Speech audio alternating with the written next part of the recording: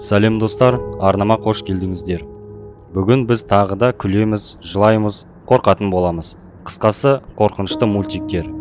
Көп созбай бастайық. Сака Мен. Жапондық пластилин стоп-моушн анимациясы. Егер менің қорқынышты мультиктер жайлы алғашқы видеоларымды көрсеңіздер, полный трэш болатынын білесіздер. Ал пластилин анимациясына Жапонияны қоссақ, даже не болатынын білмеймін. Сөйтіп, басында бізге кішігірім баяндама көрсетіледі. Шиминава. Арқаны жайлы. Мен көмекшімнен ол не деп сұрасам, дым түсінбедім. Алайда ғаламтордан іздеп кішкене ақпарат бере аламын.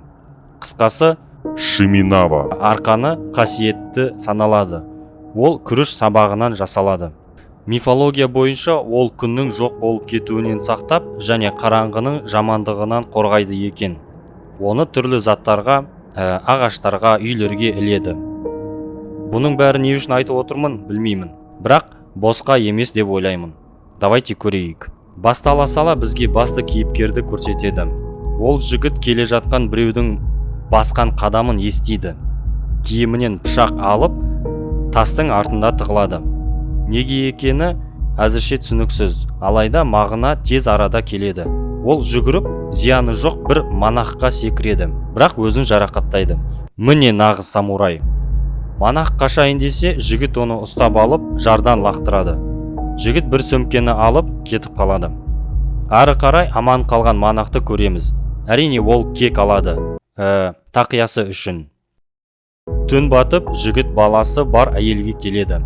Ол әйелі екен. Диалогтан біз жігіт адамдарды күн көру үшін тонайтынын түсінеміз. Әйелімен сөйлесіп бітіп, жігіт арқанды кеседі, жарақатын байлау үшін. Сол әлгі арқан Шиминава.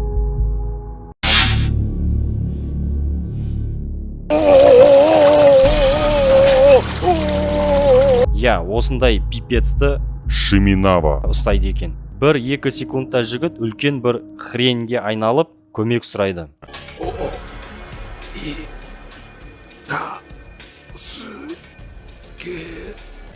Субтитрлерге рахмет, әйтпесе бұны қалай түсінуге болатынын білмеймін. Сөйтіп біз жапондық стоп-моушн не екенін көреміз. Жігіттің аузынан қол шығып, әйелін жеп қояды. Артынан әйелі шығып, баласын жеуге тырысады. Әлгі монахпен төбелес басталады. Монах қолынан айырылып, алайда ол Шиминава. арқанын монстрға байлап үлгереді. Сөйтіп арқан монстрды жоқ қылады.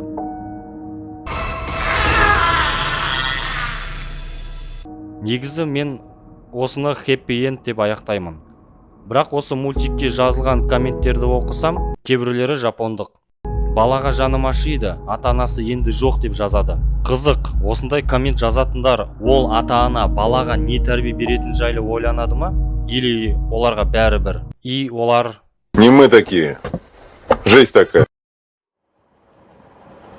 Келесі анимация Фрэнсис деп аталады. Анимация айтушының даусынан басталады. Ол өз балалық шағын, достарымен қоршалған табиғат қорына барғанын, жұлдызды аспан, ішуге болатын таза көлі бар жерді сипаттайды. Ол осы жерге достарымен барғанды жақсы көретін, алайда бір кезде осы жерде жек көріп кетті. Фрэнсис деген қызбен болған оқиғадан кейін. Фрэнсистің жасы 17-де еді. Оның мінезі өте ашық болатын, және әрқашанда жалғыздықты қалайтын. Бір кезде ол лагерден шығып, қайықты алып көлге барады. Жалғыз өзі. Аспанға қарап, дәптеріне ойларын жазып жатады.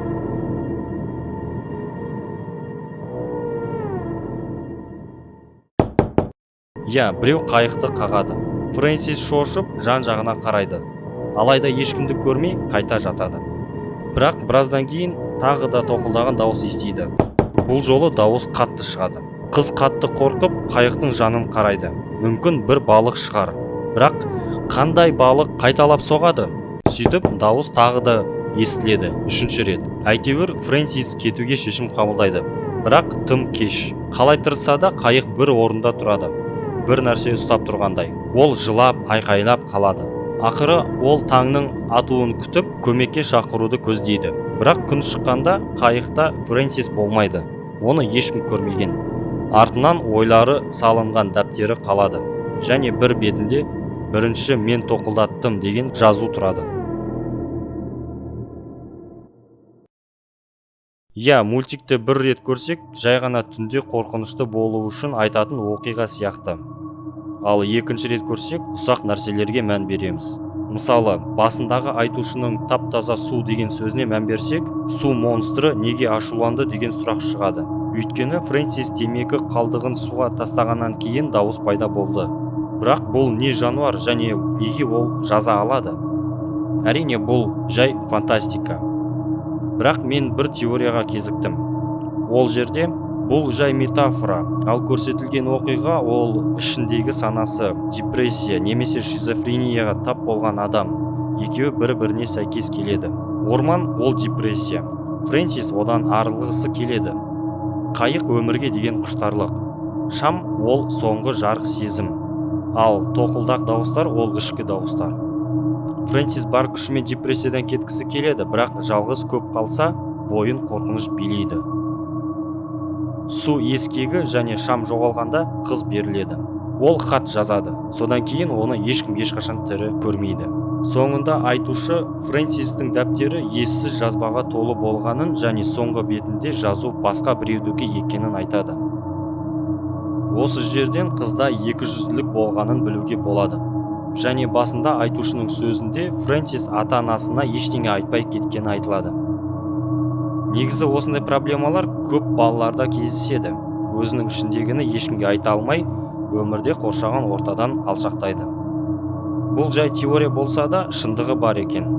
Осы мультиктерді бөлек көріп шығуларыңызды сұраймын. И соңғы мультик. Бізді қарапайым мужик қарсы алады. Мүмкін бұл сіздің подъездегі көршіңіз Валера да шығар. Майка киіп, сақал мұрты өсіп кеткен.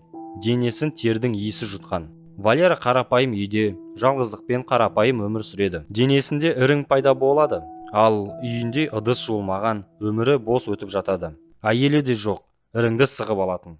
Осылай анимацияның 2 минуты өтеді. Осылай оның өмірін көреміз. Бір кезде жарасы өсіп кетеді. Өскені сонша, бұл пипец.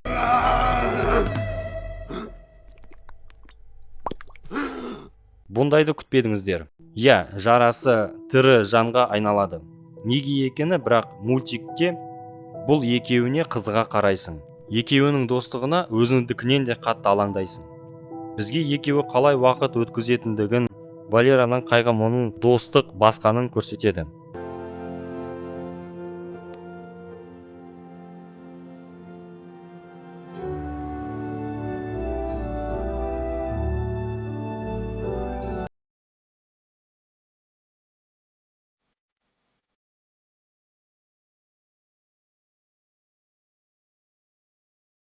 Сөйтіп, Валерада достық пайда болғанына 1 жыл өтеді. Туған күніне досына көбік шығарғышты сыйлайды.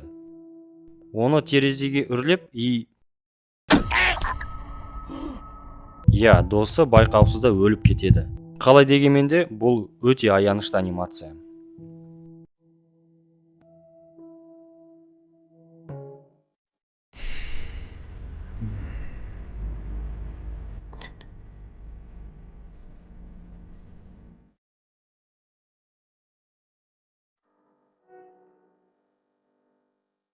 Осымен бітті достар. Арнаға тіркеліп комментарий қалдырыңыздар. Қазақша YouTube дамысын.